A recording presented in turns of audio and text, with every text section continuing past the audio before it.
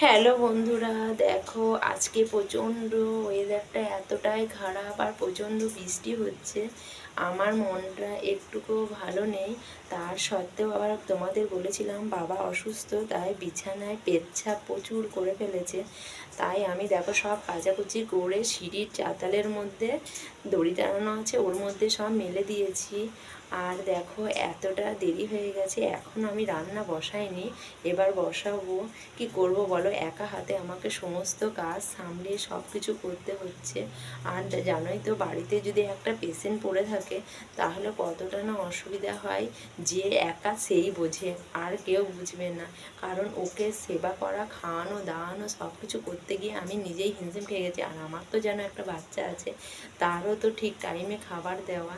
তারপর তোমার দাদাভাই আমার যথেষ্ট করছে, কারণ আমি তো তোমাদের বলেই থাকি তোমার দাদাভাই খুবই ভালো।